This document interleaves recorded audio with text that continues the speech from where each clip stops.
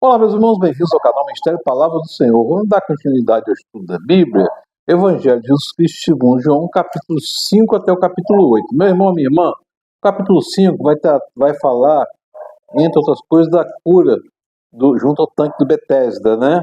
Algum tempo depois, Jesus subiu a Jerusalém para uma festa dos judeus. Uma expressão indefinida, é provavelmente uma das 3 festas da peregrinação de todos os homens judeus, né, que devem participar: a Páscoa, a Pentecostes ou o Tabernáculo. Tá? Há em Jerusalém, perto da Porta das Ovelhas, um tanque em que aramaico é chamado Betesda, tendo 5 entradas em volta. Ali costumava ficar um grande número de pessoas doentes e inválidas, cegos, mancos, paralíticos. Eles esperavam o movimento das águas. De vez em quando, descia um anjo que agitava as águas, e o primeiro que entrasse no tanque, depois de agitadas, era curado de qualquer doença que tivesse. Bom, meu irmão, isso aqui, está falando aqui, não se tem nenhuma comprovação disso, tá? É um relato, mas não tem uma comprovação, e nem nunca ninguém viu o anjo descendo lá, coisa nenhuma, tá? Mas é um relato. Havia ali um homem que estava paralítico cerca de 38 anos. Quando o viu deitado e soube que ele vivia naquele estado durante tanto tempo, Jesus lhe perguntou: "O que você quer ser curado?" Ele disse para ele: "Senhor, não tem ninguém que me ajude a entrar no tanque quando a água é agitada. Enquanto estou tentando entrar, outros chegam antes de mim." Então Jesus disse: "Levante-se, pegue sua maca e ande." Imediatamente o homem ficou curado, pegou a maca e começou a andar. Isso aconteceu no sábado.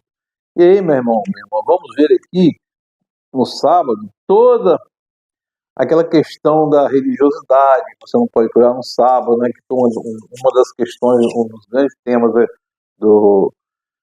um dos grandes temas, né, do Evangelho de João aqui, o confronto à religiosidade, a não poder curar no sábado, a afronta, né, que fazia aos fariseus, né, que os doutores da lei, que não podia curar no sábado, mas tem que curar porque o sábado foi feito para o homem, não o homem para o sábado, né, irmão? E aí, ele fala a seguinte coisa para o homem: não volte a pecar para que algo pior não lhe aconteça. Isso é muito interessante da gente perceber, meu irmão, minha irmã, a gente perceber por quê. Algo pior lhe aconteça. Significa o quê? Que está dizendo o quê? Que algo pior pode acontecer com o nosso pecado, nos fazer algo pior pode nos acontecer por causa do nosso pecado. A nossa condição caída nos leva a todos esses sofrimentos. Jesus avisou ele, né? O que pode ser pior? A morte eterna, a condenação eterna, né? E aí, Jesus também ia falar da vida por meio do Filho. Então os judeus passaram a perseguir Jesus, porque ele estava fazendo essas coisas no sábado. E disse-lhe Jesus: "Meu pai continua trabalhando até hoje, eu também estou trabalhando." Por essa razão, os judeus ainda mais queriam matá-lo, porque não somente estava violando o sábado, mas também estava dizendo que Deus era seu próprio pai, igualando-se a Deus. Percebe aqui a questão da religiosidade? A religiosidade cega. A religiosidade cega. A religiosidade, ela condena. Ela não salva, ela condena. Tá? Jesus não está descumprindo a lei. Jesus cumpriu toda a lei. O sábado foi feito para o homem, não o homem para o sábado. Jesus está socorrendo o próximo, como a lei prevê esse tipo de socorro. A lei prevê socorro à individualidade, para a preservação da vida humana. Mas os homens aqui, os doutores da lei, não entendiam assim, né? E aí fala: o filho também dá a vida a quem ele quer. Além disso, o pai a ninguém julga, mas confiou todo o julgamento ao filho, para que todos honrem o filho como honra o pai. Aquele que não honra o filho também não honrou o pai que enviou. Eles asseguram: quem ouve minha palavra que me enviou tem a vida eterna. Não será condenado, mas já passou da morte para a vida. A eternidade é isso, é uma passagem da morte para a vida. Nós, sem a justificação de Jesus, estamos condenados à morte eterna. Jesus ainda vai falar do testemunho acerca dele, né? Se testifico acerca de mim mesmo, meu testemunho não é válido, mas outro que testemunha em meu favor. E sei que meu testemunho é verdadeiro, a meu respeito, e é válido. Eu tenho um testemunho maior que o de João, a própria obra que o Pai me deu para concluir, estou realizando. Testemunho que o Pai me enviou. Vocês estudam cuidadosamente as Escrituras, pensam que nelas você tem a vida eterna. E são as Escrituras que testemunham a meu respeito. Contudo, vocês não querem vir a mim para terem vida. Meu irmão, minha irmã, aqui é uma questão profunda e teológica. A Bíblia é o hálito de Deus, é a revelação de Deus para toda a humanidade, aquilo que ele deixou conhecer. Ela nos mostra a palavra de Deus e nos mostra o caminho para seguir. Mas a Bíblia por si só não salva. O Evangelho é o poder de Deus para todo aquele que nele crê, não pereça, mas tenha a vida eterna. Entretanto, as palavras aqui pura e simplesmente não salvam. O que o Evangelho faz é mudar o nosso espírito, o nosso novo nascimento. Um nascimento no Espírito de Deus, no Espírito Santo, para que o nosso espírito seja renascido. Meu irmão, minha irmã. Então, a Bíblia em si não salva, como a sua oração em si somente não vai salvar. Mas a prática do Evangelho, a prática do amor em Cristo Jesus, crer em Cristo Jesus salva. Porque quem crê em Cristo faz a obra vai fazer o quê? As obras que ele determinou. Amar o próximo como a ti mesmo. Amar o próximo. Não adianta você estar na igreja, orando, jejuando, nada disso. Você tem que servir ao próximo. O reino de Deus está no meio de nós, meu irmão, minha irmã. O Evangelho está posto. Quem ouve as suas palavras e as aplica é salvo. E aí Jesus vai fazer a primeira multiplicação dos pães. É interessante que essa é o único milagre, né, além da ressurreição, é claro, que está presente em todos os outros evangelhos, nos 3 sinóticos e no de João. Algum tempo depois,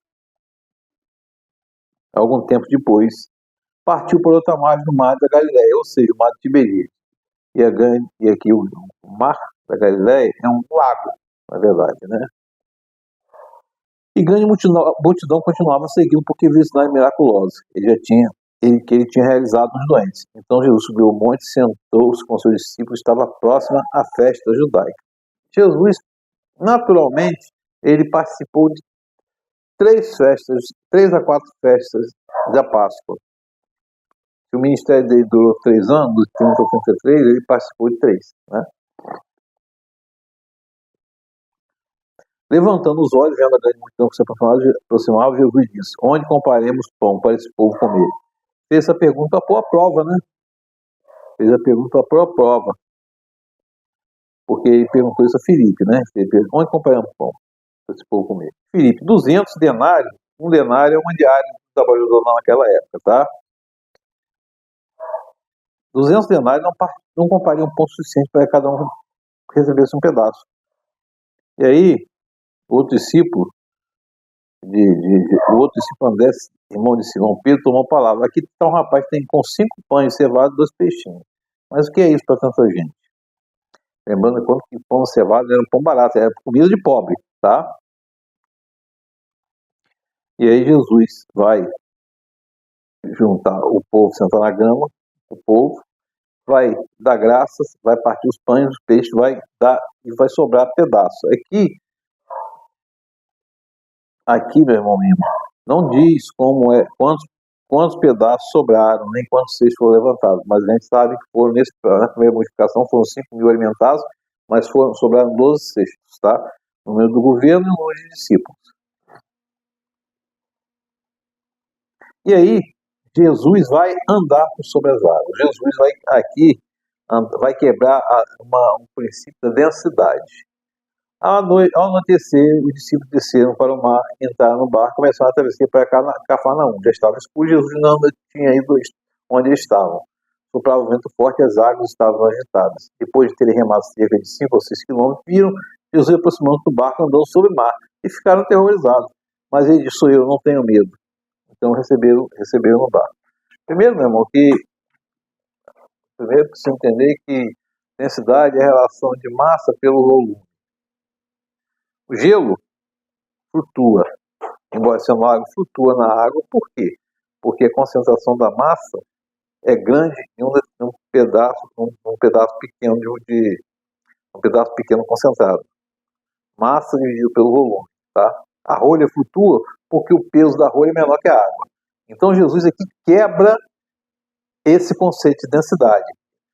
E Jesus, Deus, ele é o Senhor do universo, o Senhor criador das leis físicas newtonianas são aplicadas aqui, meu irmão.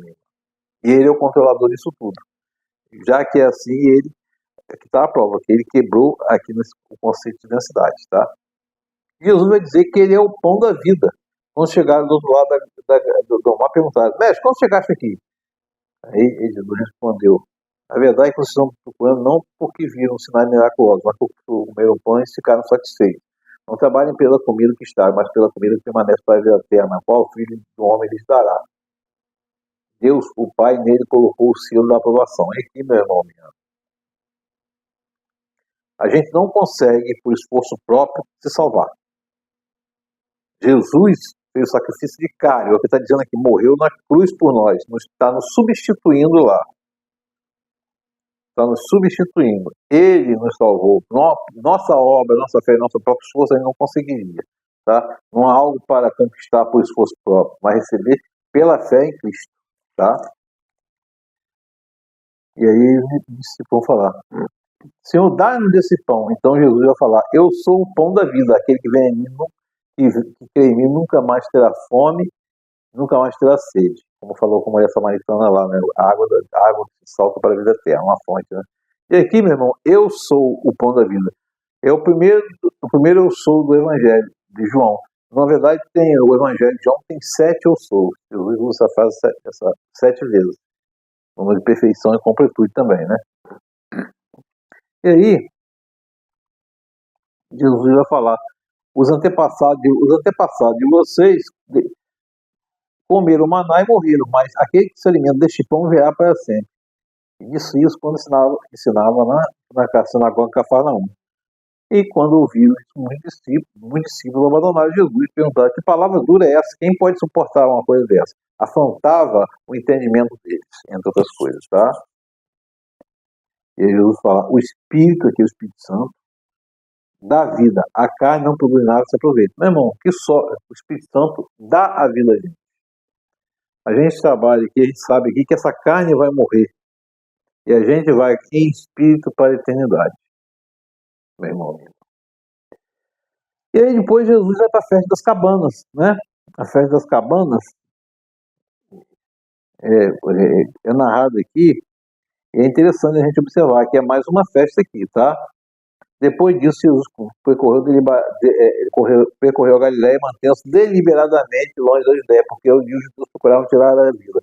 Mas ao aproximar da festa das cabanas, os irmãos de Jesus disseram: você deve sair daqui para a Judéia, para que seus discípulos possam ver as obras que você faz. Ninguém deseja ser conhecido publicamente, age em segredo. Então Jesus disse: para mim ainda não chegou o tempo certo, mas para vocês qualquer tempo é certo. Ou seja, Jesus tinha um tempo predeterminado, mas nossa vida, ela é um sopro. A gente tem que estar sempre pronto. Eu vou crer no Senhor amanhã. E amanhã se for tarde. Vou crer no Senhor. Então a hora de crer é agora. Jesus tinha um tempo para cumprir. E essa festa da cabana é a famosa festa dos tabernáculos, né? Que é inspirado lá no deserto, né? Ela é a grande festa do ano judaico que celebrava o fim das colheitas, né? E comemorava a bondade de Deus ao povo durante as peregrinações no deserto, né, irmão? Como foi falado. E aí Jesus vai ensinando a festa. Quando a festa estava na metade, Jesus subiu ao templo e começou a ensinar. Os judeus ficaram admirados e perguntaram: como esse homem adquiriu tanta instrução sem ter estudado? Jesus respondeu: meu ensino não é de mim mesmo, vem daquele que me enviou. Se alguém decidir fazer a vontade de Deus, descobrirá se meu ensino vem de Deus ou se falo por mim mesmo. Moisés não lhe deu a lei? No entanto, nenhum de vocês lhe obedece, porque vocês procuram matar-me. Aí, quem está procurando matar? Irmão, Jesus cumpriu a lei. Aí está escrito: não vai cair um iota da lei. Iota é a menor letra do alfabeto hebraico com menor valor. É mais ou menos aquela pontinha do J. Se você tirar a pontinha do J, não é J. Então, se tirar um iota da lei, não é lei. Tá? E aí alguns perguntam: quem é o Cristo? Né? Jesus é o Cristo? Essa é a questão aqui. Então alguns habitantes de Jerusalém começaram a perguntar: não é este homem que estão procurando matar? É que ele está falando publicamente, não lhe diz a sua palavra? Será que as autoridades chegaram à conclusão que ele é realmente o Cristo, Messias, né? E aí um deles, Nicodemos, que tinha procurado Jesus anteriormente, disse, perguntou-lhes: a nossa lei condena alguém sem primeiro ouvi-lo para saber se ele está, o que ele está fazendo? Eles responderam: você também é da Galileia? Verifique-se e descobrirá que da Galileia não surge, que da Galileia não surge profeta. Ou seja, tinha esse preconceito dizendo que da Galileia não surge profeta, né? E no capítulo 8, Jesus vai para o Monte das Oliveiras e ao amanhecer ele apareceu no templo novamente, onde todo o povo se reuniu ao seu redor e se assentou para ensiná-lo. Os mestres da lei e os fariseus trouxeram uma mulher surpreendida em adultério. É muito importante a gente pensar nisso aqui. Não cita o nome da mulher, não é Maria Madalena, que é acho que é prostituta, outros acham que foi a mulher adulta, não tem nada disso aqui escrito. Maria de Magdala, ela ajudava a Jesus, foi curada de uma possessão demoníaca e ajudava Jesus no ministério. Ela tinha posses, tá?